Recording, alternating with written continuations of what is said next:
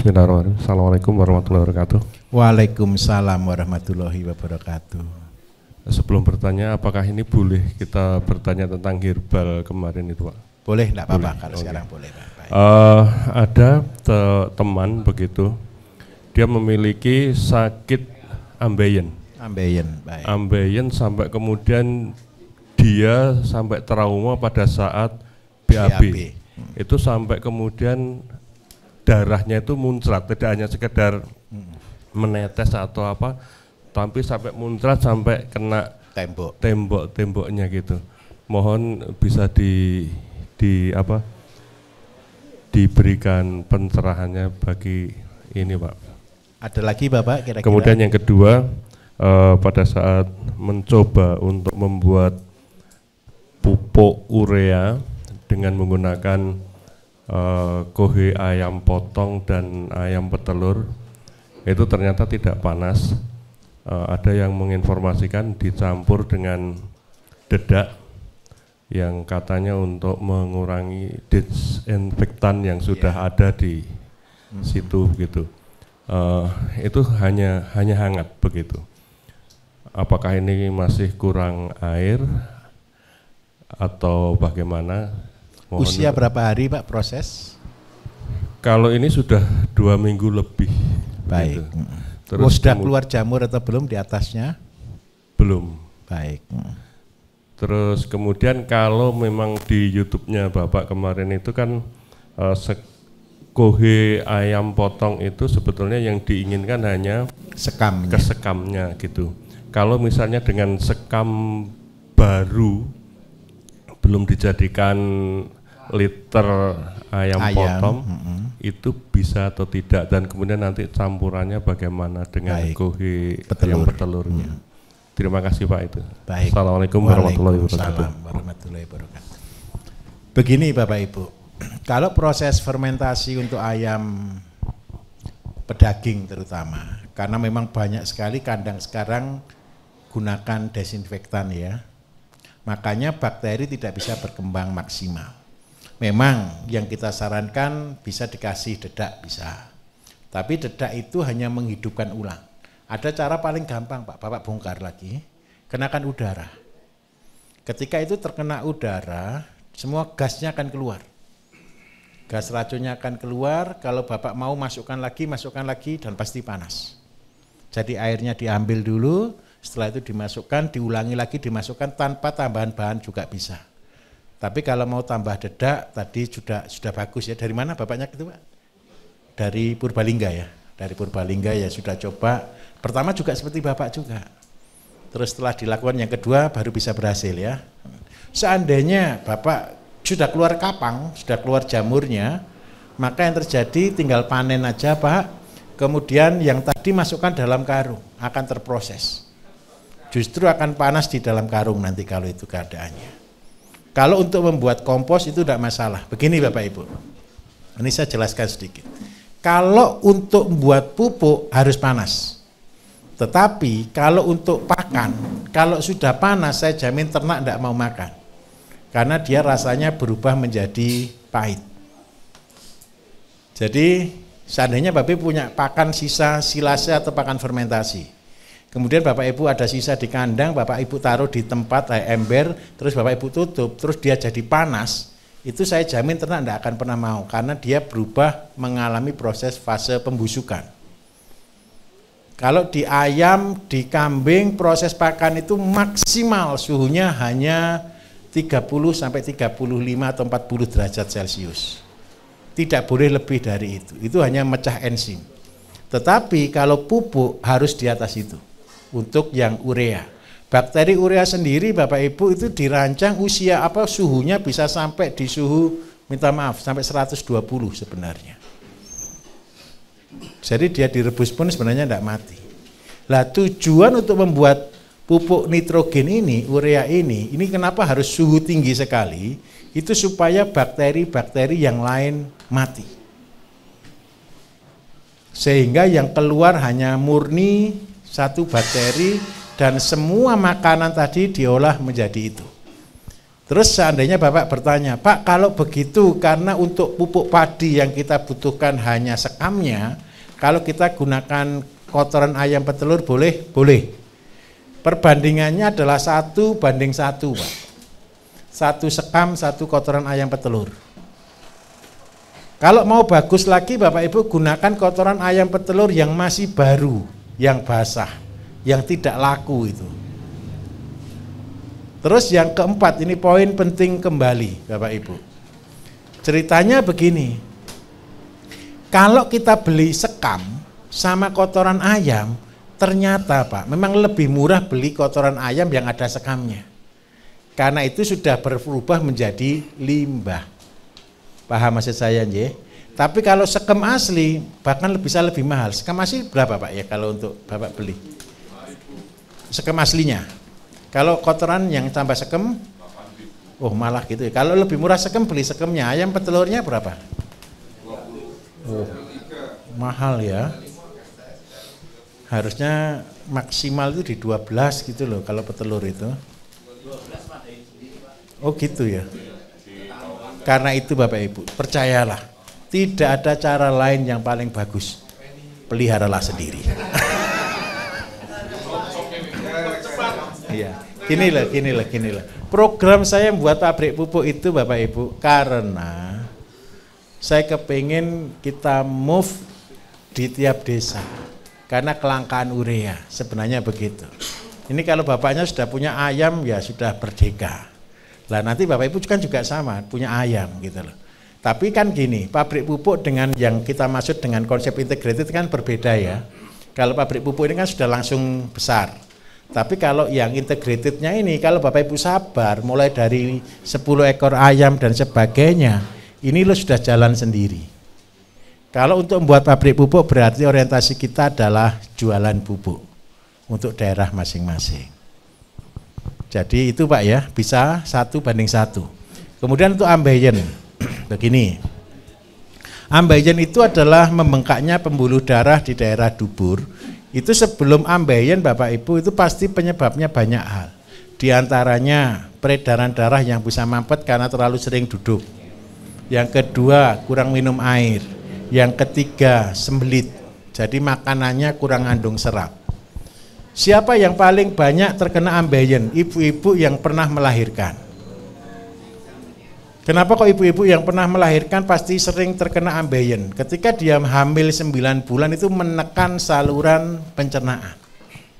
Kan dalam waktu lama 9 bulan kan gitu kan. Terus orang yang biasa duduk juga sama, mengalami fase yang sama.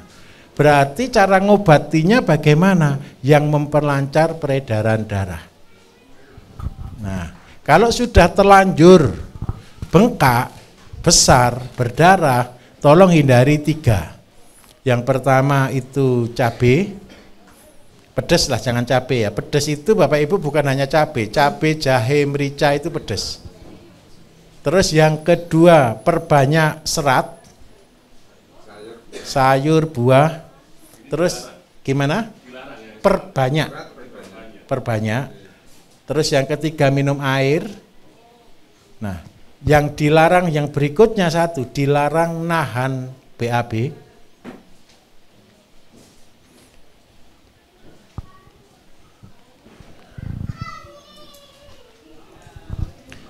Terus kalau mau buat rebusan, tahu cari daun kasar namanya Pak.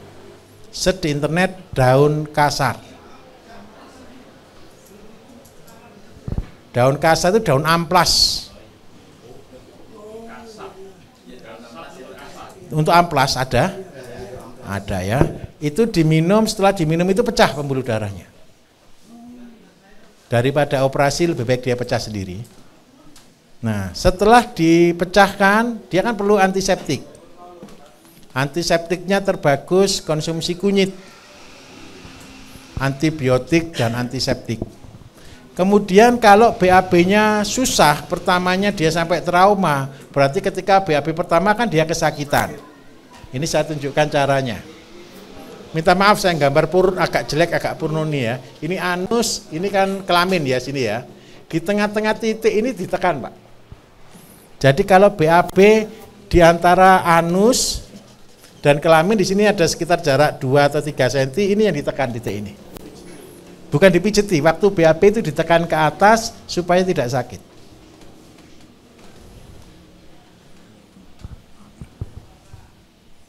Paham di sini? Jadi ingat baik-baik, ketika mau BAB supaya tidak sakit tekan itu dulu, baru keluar. Setelah keluar kan dia selesai. Itu yang ada kayak ceklongan. Iya, ada lubang sedikit, itu ditekan. Terus yang kedua, kalau sudah pecah, dia kan tetap akan keluar lagi, darah lagi, mengembang lagi. Lah supaya ini tidak jadi keras di daerah dubur, carikan bunga sepatu. Tahu ya bunga sepatu ya, warna merah. Ambil daunnya satu, ambil bunganya satu, ambil daunnya 3, direbus, dibuat teh, airnya diminum, nanti di situ ada lendirnya. Lendir ini yang dioleskan di daerah dubur. Biar tidak keras. Itu anggap aja vaselinnya. Itu untuk membuat otot-ototnya tidak keras dan tidak mudah pecah setelah itu. Nah, kalau kita tahan tidak makan daging, satu lagi yang tidak boleh daging merah ya. Daging yang berwarna merah. Kambing, sapi, kalau ikan tongkol, itu tidak boleh. Cari daging yang berwarna putih, seandainya ikan yang berwarna putih, ayam begitu boleh. Oke, begitu Bapak ya. Obatnya dari tadi, bunga sepatu sama daunnya 3. Tapi semua Bapak Ibu begini ya, seandainya Bapak Ibu nanti di tengah jalan, Bapak Ibu ada penyakit dan sebagainya, lontar di grup. Sebenarnya di grup kita ini banyak, ada grup pertanian sendiri, peternakan sendiri, kesehatan sendiri, grup alumni, adminnya beda-beda. Cuman kalau seandainya memang kan Bapak Ibu nanti terbatas kan di grup alumni saja. Nanti kalau seandainya penyakit pun tanya di grup bisa atau di Pak Bambang bisa. Karena nanti akan terbantu oleh peserta pelatihan yang 1 minggu. Peserta pelatihan yang 1 minggu itu belajar semua penyakit. Dan mereka belajar buat jamunya sendiri-sendiri. Jadi setiap hari kita bagi kelompok yang membuat jamu untuk melayani yang lain saling mengobati. Dan bisa sambil belajar terapi itu yang pelatihan 1 minggu. Jadi itu juga ada di dalam grup, saya yakin mereka akan bantu memberi solusi nanti. Mimpi saya begini loh Bapak Ibu. Ya memang ini mimpi yang terlalu tinggi ya. Belajar 2 hari harus bisa semua kan saya tidak maksa.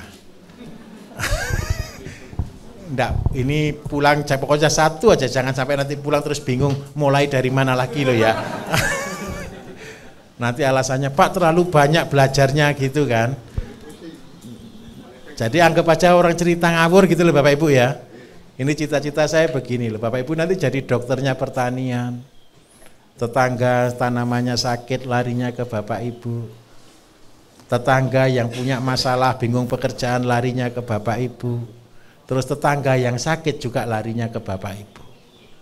Dan obat yang kita jual adalah makanan kita. Jadi di situ kan banyak jus, banyak rebusan dan sebagainya, tolong dilengkapi di rumah masing-masing. Ditanam maksud saya. Kalau di dalam bisnisnya silakan Bapak Ibu bisnis sendiri-sendiri, saya tidak tahu caranya, Bapak Ibu atur sendiri deh pokoknya. Yang penting saya cuma memberikan jalan. Karena apa? Pasien-pasien yang sakit di luar Bapak itu bingung beli di mana. Kalau saya sendiri ngelatih pelatihan herbal sendiri, semua sendiri, saya tidak bisa. Waktu saya sudah tidak ada. Karena itu yang gabung di pertanian saya titipi untuk belajar juga herbal. Minimal belajar terapi, begitu loh. Soalnya contoh kasus saraf kecepit tahu ya, HNP ya. Terus habis gitu kalau dia sampai sakit, sampai tidak bisa jalan gitu, kasihan Bapak Ibu. Padahal itu terapinya 5 menit, boleh, mari silahkan. Saya suatu hari pernah ini, saya ceritain sedikit. Saya di mall, di Madiun waktu itu. Di mall di Madiun itu saya beli di warung pinggir jalan depan mall Bapak Ibu. Yang layan itu tahu-tahu jatuh di depan saya. Gara-gara kenapa? Punggungnya kesakitan. Nah di depan saya ini kan kalau di luar kan saya nyamar Bapak Ibu, orang kan tidak boleh tahu saya gitu. Jadi gara-gara begitu jatuhnya di depan saya ya rezekinya dia kan. Akhirnya langsung saya tarik, oke Bu, mari Bu, duduk dulu, saya terapi. Saya angkat, cuma 1 menit Bapak Ibu. Dia teriak sekenceng-kencengnya. Sampai satpam, sampai orang-orang ngumpul semua. Kan kalau saya di Madiun artis Bapak Ibu. Jadi, loh Pak Bayu gitu. Terus setelah itu saya suruh duduk, dia bilang, Pak benjolan di belakang itu begini, saya ini bingung kemarin mau operasi, terus dia ketika pegang kok benjolannya hilang, kok sekarang bisa lari-lari, akhirnya dia sembuh. Lah saya berharap itu kan bukan saya, Bapak Ibu juga bisa gitu loh. Paham maksud saya? Ilmunya kan bukan ilmu mistik Bapak Ibu, ilmunya kan ilmu katon, ilmu yang bisa dipelajari. Tidak ada orang sakti di dunia itu, tidak ada. Yang ada itu hanya orang tekun dan mau belajar. Setuju ya? Nanti Bapak Ibu ketika sambil praktek, ketemu gitu, semua ada di YouTube saya kok. Pernah lihat yang YouTube kesehatan enggak kira-kira? Pernah ya? Kalau yang di kesehatan itu namanya konsultasi Bayu Diningrat mungkin kalau tidak salah. Itu sudah hapus semua, memang banyak yang sudah hilang sih Bapak Ibu. Konsultasi Bayu Diningrat, nanti di situ ketik aja penyakitnya apa muncul di situ. Penyakitnya apa? Di situ ada ratusan. Kalau tidak salah pasien yang saya tangani itu ada 83 macam penyakit. Sudah sama dengan penyakitnya satu rumah sakit Bapak Ibu. Dan saya berharap itu Bapak Ibu yang melakukannya ke depan gitu ya. Minta tolong. Contoh, saya kasih contoh lagi. Kemarin ada tanya di YouTube, Pak seandainya ada orang yang kena fatty liver, ini minta maaf, seperti Bapak ini kena fatty liver, apa yang harus dilakukan? Bapak pelihara ayam atau bebek Pak, Bapak kan saya kasih resep daun sukun, kunir putih, temulawak, gula aren. Nah, ampasnya tadi kasihkan ke bebek Pak, atau ke ayam. Tapi binatang yang mau dijuju, yang mau disuap itu cuman bebek, disepet. Jadi kasih sepet, kasih bubur, tembak, ceros gitu. Memang dipaksa dia cuman minum obat. Nanti hatinya dia bisa sampai berat, sampai 1/4 kilo sendiri, livernya dia. Karena dia yang sakit hati. Tidak bisa makan sesuai keinginannya. Nah, Bapak makan hatinya. Makan hatinya bebek tadi itu jadi obatnya. Terus yang kedua untuk telur tadi, kemarin sudah dipraktekkan belum ngangkat telur ya? Sudah ya? Nah tadi ada juga yang ngasih testimoni ya, telur yang dikasih kuteja terlalu banyak jadi kayak karet gitu kan ya. Nah, saya minta tolong satu, ketika Bapak Ibu sudah menerapkan ilmu ini semuanya, Bapak Ibu tidak jual sayur kok, Bapak Ibu tidak jual ayam lagi, Bapak Ibu tidak jual telur lagi, yang Bapak Ibu jual adalah obat. Itulah yang mengobati, itulah yang memberi manfaat. Kalau sudah seperti itu, dijual dengan harga murah, Bapak Ibu dalam hati, ini loh barang bagus saya jual murah. Dan itulah amal. Yang tahu siapa kalau itu amal? Yang Gusti Allah Bapak Ibu. Paham maksud saya? Itu kunci untuk rezeki kita dilancarkan. Nggak usah orang lain tahu, nggak apa-apa. Tapi biarkan kalau syukur-syukur kita menjual, habis gitu dihina lagi, sampai keluar air matanya Bapak Ibu 1 tetes, air matanya itu berharga bagi Gusti Allah. Paham maksud saya di sini? Dan itu nilainya mahal, bisa-bisa 1 air mata dikasih ya 1 berlian nanti sama Gusti Allah.